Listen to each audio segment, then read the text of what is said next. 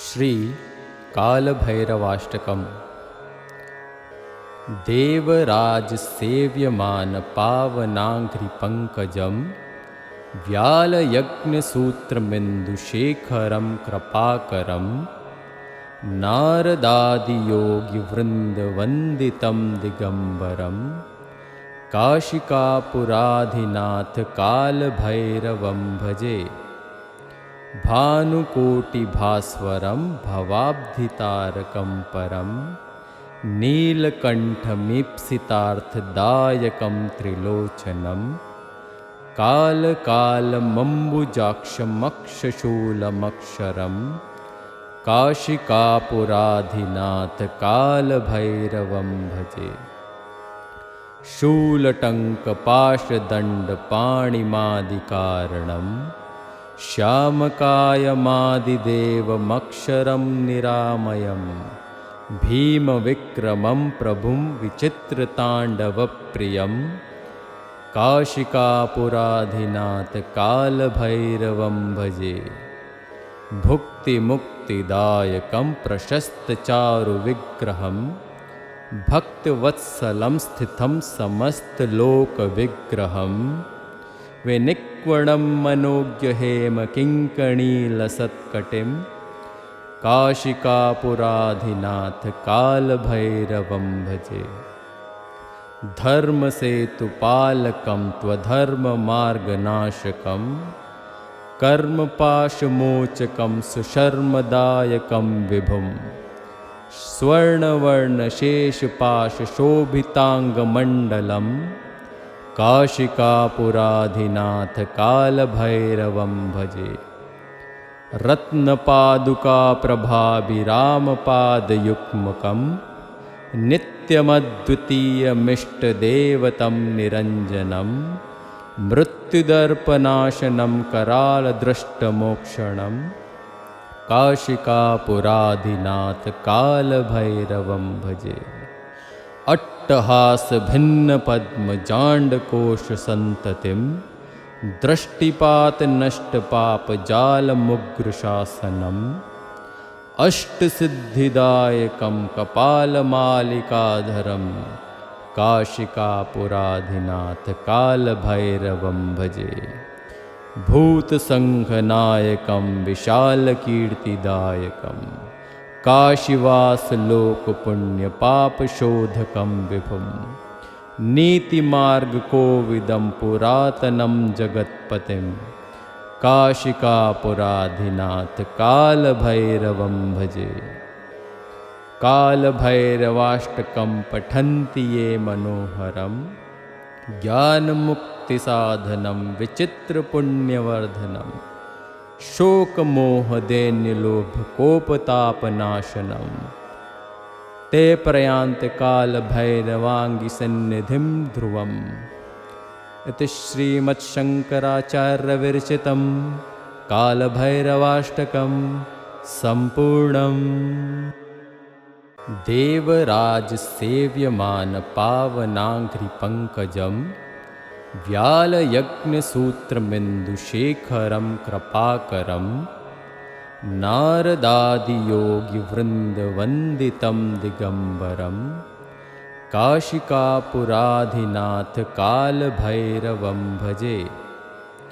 भानुकोटिभास्वरं भवाब्धितारकं परं नीलकण्ठमीप्सितार्थदायकं त्रिलोचनं कालकालमम्बुजाक्षमक्षशूलमक्षरं काशिकापुराधिनाथ कालभैरवं भजे। शूलटङ्कपाशदण्डपाणिमादिकारणं श्यामकायमादिदेवमक्षरं निरामयं भीमविक्रमं प्रभुं विचित्रताण्डवप्रियं काशिकापुराधिनाथ कालभैरवं भजे। भुक्तिमुक्तिदायकं प्रशस्तचारुविग्रहं भक्तवत्सलं स्थितं समस्तलोकविग्रहं विनिक्वणं मनोज्ञहेमकिङ्कणीलसत्कटिं काशिकापुराधिनाथ कालभैरवं भजे।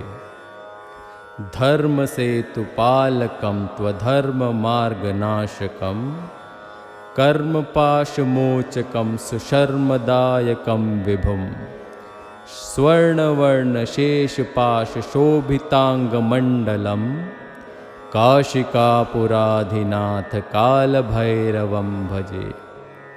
रत्नपादुकाप्रभाभिरामपादयुग्मकं नित्यमद्वितीयमिष्टदेवतं निरञ्जनं मृत्युदर्पनाशनं करालदृष्टमोक्षणं काशिकापुराधिनाथ कालभैरवं भजे। अट्टहासभिन्नपद्मजाण्डकोशसन्ततिं दृष्टिपातनष्टपापजालमुग्रशासनम् अष्टसिद्धिदायकं कपालमालिकाधरं काशिकापुराधिनाथ कालभैरवं भजे। भूतसङ्घनायकं विशालकीर्तिदायकं काशीवासलोकपुण्यपापशोधकं विभुं नीतिमार्गकोविदं पुरातनं जगत्पतिं काशिकापुराधिनाथ कालभैरवं भजे। कालभैरवाष्टकं पठन्ति ये मनोहरं ज्ञानमुक्तिसाधनं विचित्रपुण्यवर्धनं शोकमोहदैन्यलोभकोपतापनाशनं ते प्रयान्तकालभैरवाङ्गिसन्निधिं ध्रुवम्। इति श्रीमच्छङ्कराचार्यविरचितं कालभैरवाष्टकं सम्पूर्णम्। देवराजसेव्यमानपावनाङ्घ्रिपङ्कजं व्यालयज्ञसूत्रमिन्दुशेखरं कृपाकरं नारदादियोगिवृन्दवन्दितं दिगम्बरं काशिकापुराधिनाथ कालभैरवं भजे। भानुकोटिभास्वरं भवाब्धितारकं परं नीलकण्ठमीप्सितार्थदायकं त्रिलोचनं कालकालमम्बुजाक्षमक्षशूलमक्षरं काशिकापुराधिनाथ कालभैरवं भजे। शूलटङ्कपाशदण्डपाणिमादिकारणं श्यामकायमादिदेवमक्षरं निरामयं भीमविक्रमं प्रभुं विचित्रताण्डवप्रियं काशिकापुराधिनाथ कालभैरवं भजे।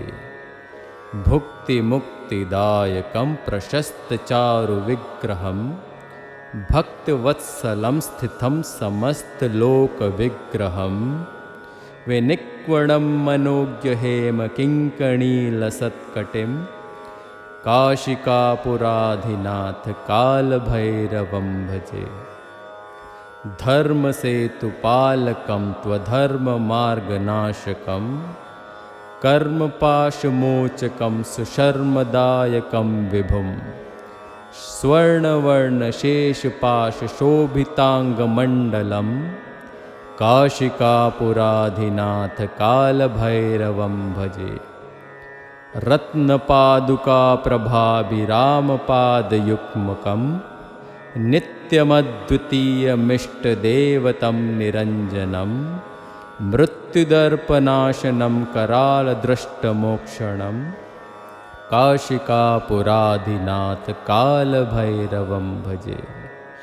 अट्टहासभिन्नपद्मजाण्डकोशसन्ततिं दृष्टिपातनष्टपापजालमुग्रशासनम् अष्टसिद्धिदायकं कपालमालिकाधरं काशिकापुराधिनाथ कालभैरवं भजे। भूतसङ्घनायकं विशालकीर्तिदायकं काशीवासलोकपुण्यपापशोधकं विभुं नीतिमार्गकोविदं पुरातनं जगत्पतिं काशिकापुराधिनाथ कालभैरवं भजे। कालभैरवाष्टकं पठन्ति ये मनोहरं ज्ञानमुक्तिसाधनं विचित्रपुण्यवर्धनं शोकमोहदैन्यलोभकोपतापनाशनं ते प्रयान्ति कालभैरवाङ्गिसन्निधिं ध्रुवम्। इति श्रीमच्छङ्कराचार्यविरचितं कालभैरवाष्टकं सम्पूर्णम्।